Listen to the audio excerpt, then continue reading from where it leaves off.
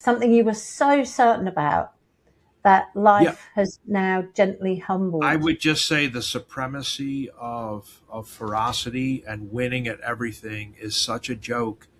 If you don't know how to fail, there's a lot of interviews in companies that people are looking for folks that have fallen flat on their face and stood up dripping blood all down the front of their white shirt. If they don't see that, they can't find that in your resume or in talking with you. You don't know how to fail. You've never failed. I mean, come on. You've Yeah. never gone bankrupt. I mean, it's actually, once you've gone bankrupt like I have, let me tell you, you know the signs to look for. Yeah. Yeah. Okay. Yeah. And you There's an don't awareness. ever want to do it again, to be in No. court with a judge in a black robe screaming at an old couple who was the case in front of me, Mm. screaming at two 88-year-old people. Well, how could you go bankrupt again? And the old man said, well, Your Honor, after we cleared the last bankruptcy 9 years ago, and it was zero, they start sending you all these offers in the mail again for credit cards. He's like, but you're 88 years old. He's like, you should know better. I was like, Wow. oh my God, this judge is going to be so worked up when I Mm. come up. Actually, he was completely deflated. He was like, the next case. All rise, Martin Mongiello in the state of New Jersey.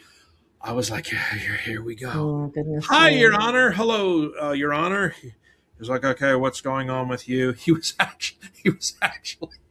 But I mean, once you do that, you don't ever want to become a bankrupt again. So you learn your lesson. I know Donald Trump has been bankrupt like 7, 8, 9 times. He talks about it often.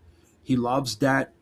Um, there's a lot of billionaires out there that have gone bankrupt 2 or 3 times with startups and Mm. businesses. Mm. I'm not interested in ever doing it again, Fran. No, no.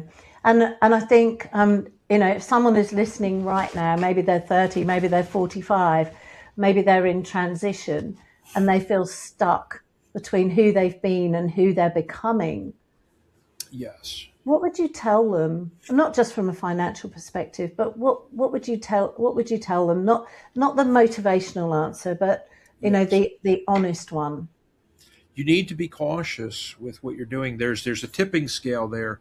On the one hand, I was like, if I don't put everything I have and everything I own into this, I don't ever want to look back during my time on earth and say, if you had committed every bit of your fiber and being